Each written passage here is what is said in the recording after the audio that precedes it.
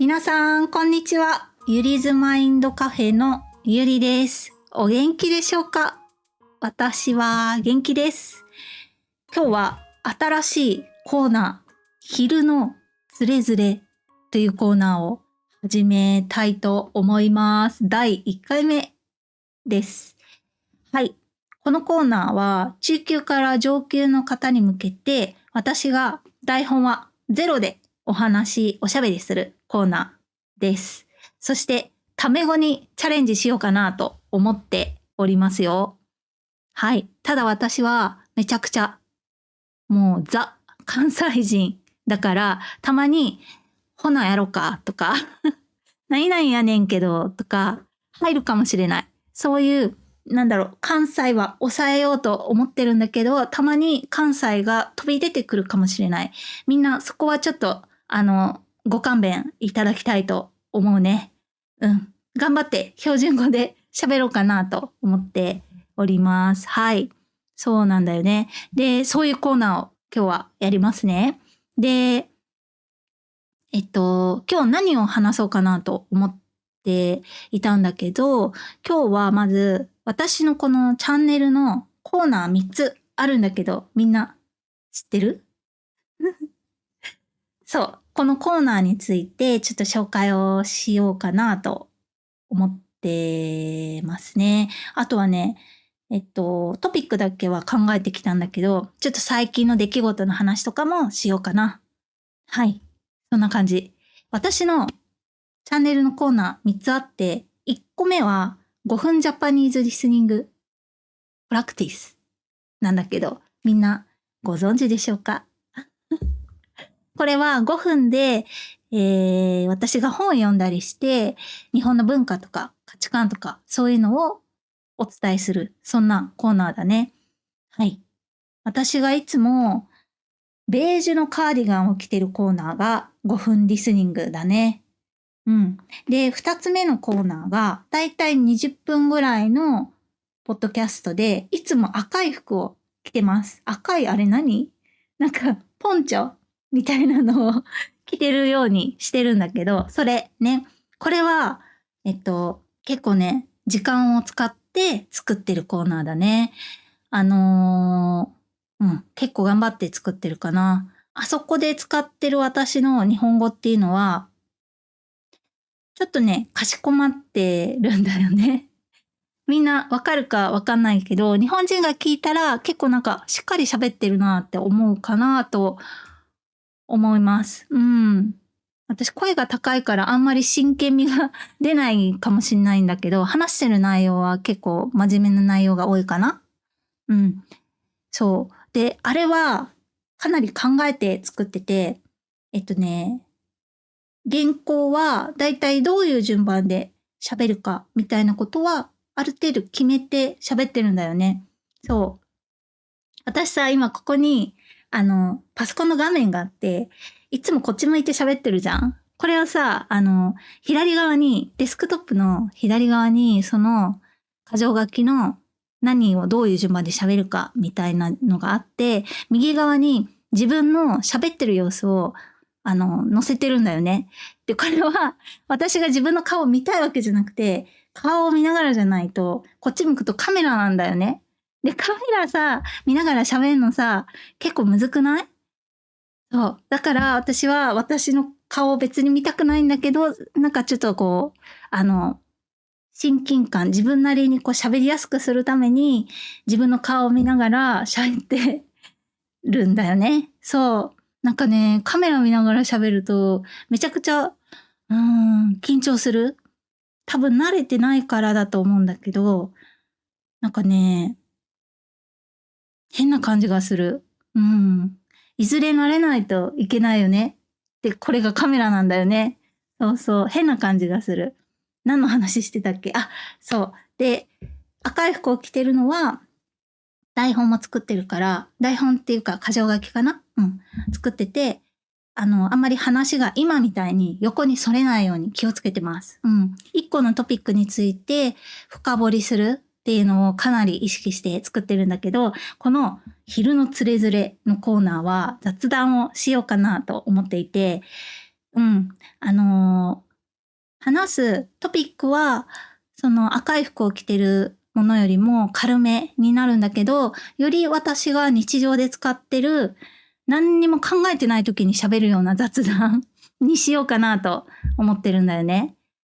そう。みんなさ、日本語のポッドキャスト聞いてて、あ、聞き取れるって思って、実際日本人が喋ってる様子とか、日本人と喋ると何言ってるかわからないってなることないそう。それをさ、私生徒さんに聞いて、わかんなかったっていうのを、それを解消できるような、ちょっと聞けるように手伝えるような、ポッドキャストのコーナーを作りたいなって思ったんだよね。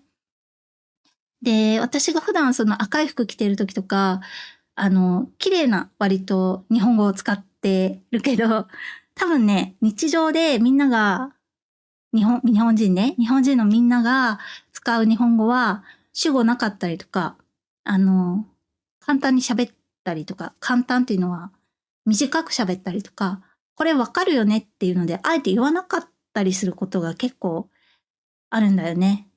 最後の文末言わなかったりとかもするし。そういうのをちょっと体験できるような中級から上級者向けの砕けた日本語を使うコーナーにしたいなって、今のとこの方針では思ってます。続くかわかんない。受けなかったらやめるかもしんないね。そう。だからみんな最後、続けてほしいなって思ったら、いいねを押してほしいかな。うん。それを見て決めようかなという感じかな。うん。まあそんな感じ。で、じゃあ二つ目のトピックは、最近の話をしようかな。最近私、テンションが落ちてたんですわ。そう。知ってる人もいるかと思うんだけども、私は最近歯が割れまして、抜けまして、ほんとね、今もここに歯が入ってないんだよね。気分が落ちる。めちゃお金がかかるっていうので、めっちゃテンションがね、下がってた。この1ヶ月は。今4月だからね、3月は。そう。あれなんだよね。私は、なんで歯を抜いたか、今日は話したい。はい。聞いてほしい。私は、食いしばりがひどいんです。で、食いしばりすぎて、歯が、ひびが入って割れたんだよね。そんなことあるって思わないもうびっくり。いやー、あるんだよな。なんかさ、私昔、結構、なんていうの、日本人って我慢する人が多いってみんな知ってるかな？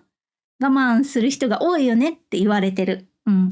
で、私も例に漏れず、そういうタイプだったんだよね。なんか、しんどいことがあった時に、弱音を漏らすこと自体があまり受け入れられないっていう感じ。そう。で、本人自身も、やっぱりそこで弱音を吐いたらダメだって思うんだよね。まあ、いろんなケースがあると思うけど、私の場合はそうだったかな。そう。で、さ、我慢するじゃん。で、多分みんなの国にもこういう言葉があると思うんだけど、歯を食いしばって耐えるっていう比喩があるよね。みんなの国にもあると思います。日本にもさ、あるんだけど、その比喩じゃなくて、文字通り私は辛いことがあった時に歯を食いしばって耐えてたんだよね。人に相談すればいいけど、あんまね、相談しない人生だった。そうそう。そしたら、ね、文字通り歯を食いしばって耐えてたら、歯が耐えきれなくて、今、いろんなとこにひびが入ってきてるって感じ。ほんとね、食いしばりって良くないよね。ナイトガードっていうのがあって、寝るときにカポってはめて食いしばりを和らげるものがあるんだけど、それもね、私はしてなかったから、それが良くなかったなって思う。インプラントはめっちゃ高いよね。1個ね、私40万ぐらいしたから、今2個目の治療をこっちの歯をしてるから、もうね、もう信じられない値段がかかるよね。健康は何にも変え難い価値がありますよね。でさ、私インプラントのオペをした時に、1ヶ月ぐらい前かな。手術した次の日にエピソードの収録をしてたんだよね。これがね、良くなかったんだよね。なんかね、痛いけど、その時は月水金投稿してたのかな。一応自分の中で曜日を決めてて、で、投稿しなきゃって思って、オペした次の日も普通に収録してて、それが多分、あんまりその傷口に良くなくて、そっから10日間ぐらいめちゃくちゃずっと痛かった。本当に歯が。で、しばらく投稿を休んだんだよね。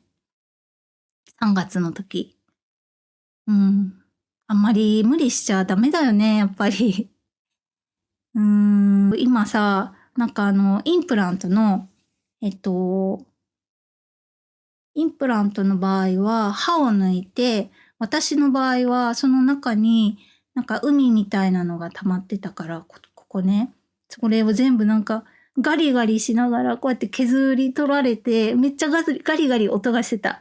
で、そこに骨造成っていうのを入れて、骨の元みたいなのを入れて、で、塞ぐんだよね。糸で縛って。で、今、その骨造成っていう骨の元、骨に、造船所の像に、きなりのなりって書いて、骨造成って言うんだけど、多分みんな一生使うことのない言葉だと思うんだけど、そう。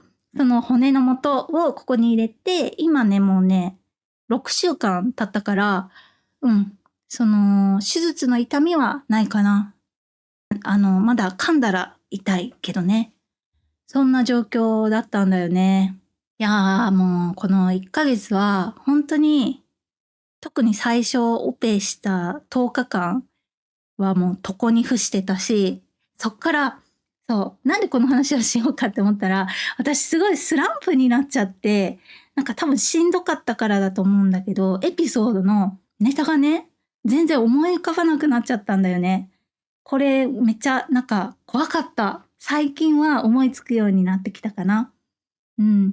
やっぱりさ、何かを作り出すのは心に余裕がないとダメなのかな。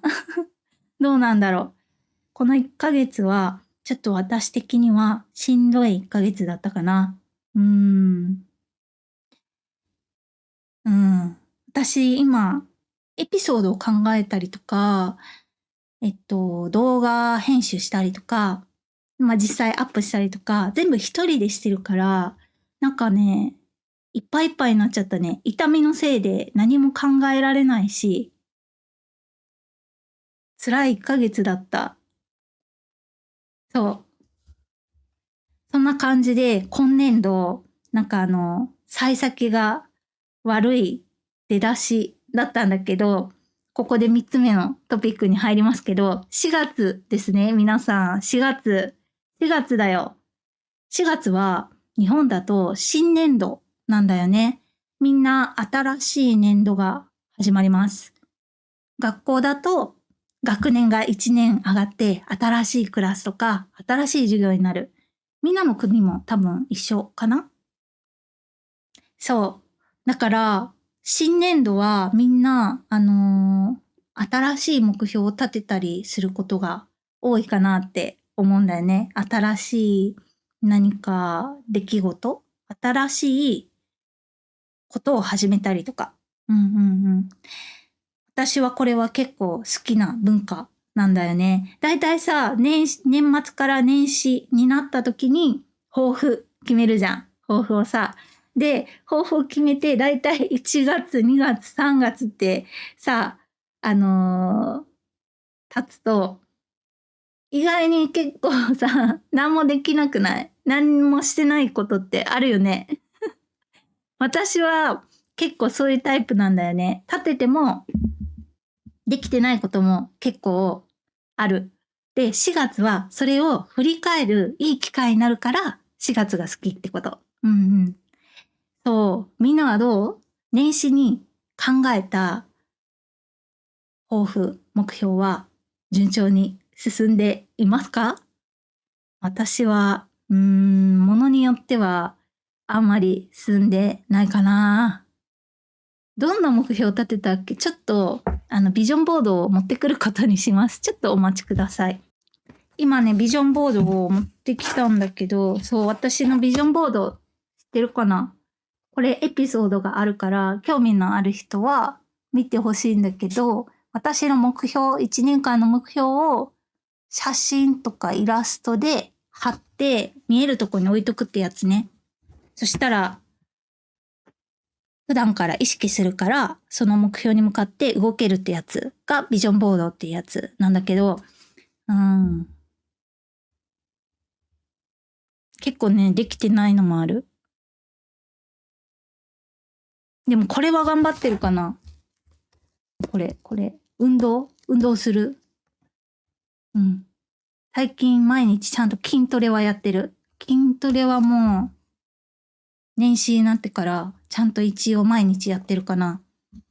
逆にできてないのはこれかな。この FP ってこれ資格を取ろうと思ってて、ここの真ん中に入れてるんだけど、本当はさ、3月試験の予定だったんだけど、歯のせいで受けれることができなかった。今ね、だから今は6月の最初に受けようかなと思って予定を変更しました。がっかり。そんな感じ。そうだな。あと、このね、私の目標の一個にさ、この朝食をこんな感じで食べるっていう、見える？こんな風にさ、魚と、よいしょ。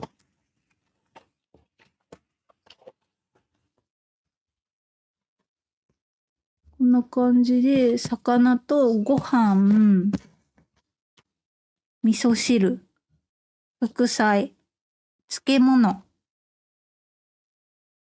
これはたらこだね。こんな感じでさ、朝ごはんちゃんと食べようと思ってて、結構1月2月は頑張ってたんだよね。でもこれもインプラントのせいで、そもそもご飯が食べれなくなっちゃって、今これもなくなってる。もう一回ちょっと、この4月、今振り返ったから、自分の生活を整え直さないといけないなって感じかな。私さ、夜も寝るの実はめっちゃ早いんですよ。いつ寝るかっていうと、だいたいね、1時ぐらいには夜寝るんだけど、めっちゃ早くない？で、朝はね、5時とかに起きるっていう生活をずっとしてたんだけど、なんかね、それも歯のせいで、ちょっとね、最近寝るの11時とかになってしまってて、痛くて寝れなかったから、そっから乱れて、今もずっと乱れてるって感じ、そのまま。いやー、良くない。ほんと良くない。どうにかしなきゃ。まだでもさ、4月じゃん？今から頑張ればいいよね。今はまだ間に合う。そう。せっかくこのポッドキャストで喋ったから、もう今日から頑張って直そうかなっていう感じかな。ほんと。なんか、歯ってしんどいよね。食べれなくなるし、頭も痛くなるし、なんならね、もうここも全部痛かった。本当に。もう、辛かった。なぜ、年始からそんなことに。ね。まあ、しゃあないね。幸先が悪いことはたまにはあるよね。そう。で、もう一個やってることがあってさ、みんなは目標は立てて実行するの得意ですか？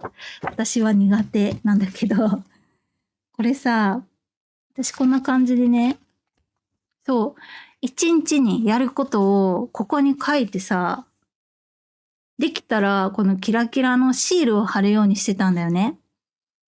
これは毎日やることを書いてて、なんか、例えば YouTube のこと何かしら進めるとか、さっき言った FP の勉強するとか、筋トレするとか、毎日したら、ここにね、シールをこうやって貼るっていうのをやってたんだよね。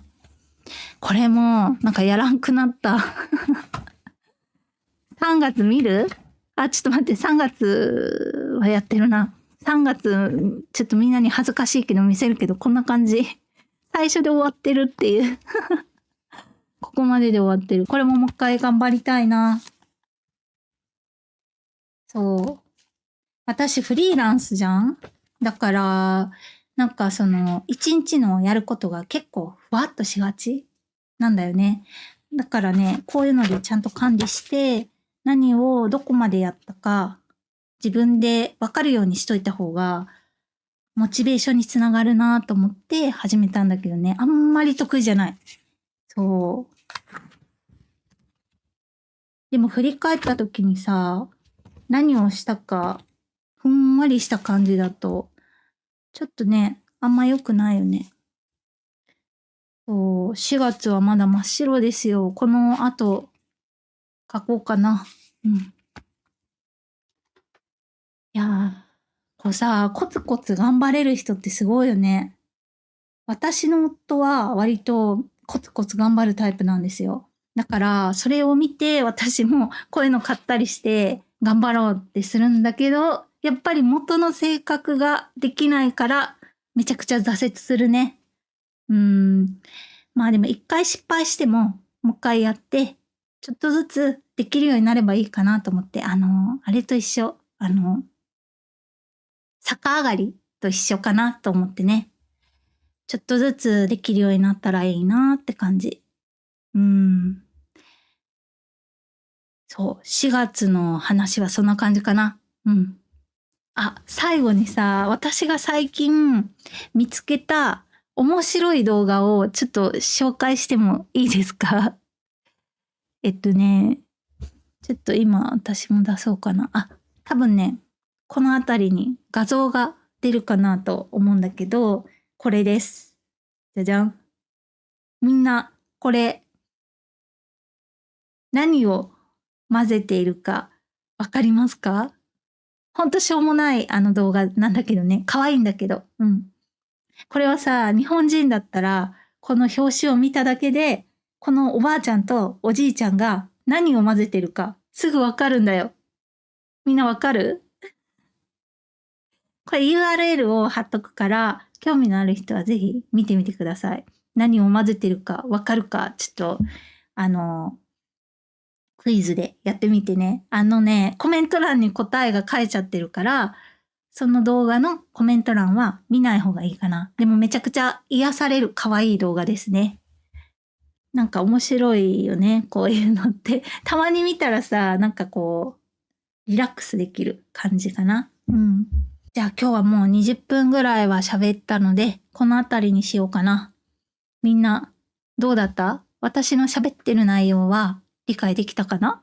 ほんと、くだらないことしか喋ってないけど、こんな感じで日本人は雑談するかな。ほんと言えば、私ともう一人いて雑談する方が絶対いいんだけどね。ほんとね、みんな忙しいんだよね。なんか、捕まんない。うん。で、できればさ、男の人がいいじゃん？私が女だから、男の人を呼べたら、両方の喋り方がさ、わかるから、それもあって以前は男の人を呼んでたんだけど、なかなかね、やっぱ、難しいね。でも、めげずにアプローチはしていこうと思うから、もしかしたらこの昼のつれづれは、誰かと喋るコーナーになるかもしれない。ならないかもしれない。うん。そんな感じかな。あとね、ちょっとこれ言い忘れてて、最後に言うのがちょっと微妙かもしれない。また別の時に、お知らせするかもしれないんだけど、ペイトレオンを始めます。始めましたかな？もうこの動画を出すときは。ペイトレオンでは、スクリプトを配布してます。でね、ペイトレオンの方でスクリプトを載せてるんだけど、そのスクリプトの URL を各動画にリンクを貼ってるから、みんなスクリプトが欲しければ、そっちを見てもらったらいいかなと思います。無料の会員登録で見れるようになるので。うん。なんかね、以前スクリプトが欲しいって言ってる方がいて、なんか YouTube の方って私字幕入れてるから、まあコピーできるっちゃできるよね、みんな。まあでもなんかどうなんだろう。さっとコピーできるようにしてほしいってことかなと思って、一応ね、ご準備しました。うん。あとね、有料のものも準備していて、そっちは$5なんだけど、それは Japanese IO っていう、あの、その場で、その画面で単語調べたりとか、音声で聞いたりとか、そういうのが全部そのサイトで完結するような Japanese IO っていうリンクを有料の方はつけてます。$5の方はね。そう。だから、それを見たいっていう方は、メンバーになってもらえたらいいかなと思います。あと、上級者向けにそっちだと、字幕なし版の動画を上げております。うん。なんかさ、私の動画はさ、こっちか。こっちにさ、字幕が出るじゃん？ルビ付きの。みんなそれ見ちゃわない？そう。でも私の、なんだろうな、使ってる単語が多分 N1 レベルの単語もあるから、だから Ruby を振ってるんだよね。わからなかったら検索ができなかったりするかなと思って、読みがわからないとさ。まあ私喋ってるんだけどね。そう。それで Ruby 付きのを使ってるんだけど、なしでチャレンジしたい上級の方、中上級の方いるかなと思って、そう、ここのね、字幕を消した版をペイトレオの方ではアップしてます。そう。私の顔は喋ってる様子は見たいけど、字幕があるのが嫌って方は、その動画を見てもらえると、リスニング力が鍛えられるかな。うん。そうそう。まあ、中上級、どちらかというと上級レベルの方に向けたコンテンツかなと思うので、必要な方は入ってもらえると嬉しいかな。じゃあ今日はこんな感じで終わろうと思います。最後まで聞いてくださった方、ありがとうございます。じゃあまた次のエピソードでお会いしましょう。バイバーイ。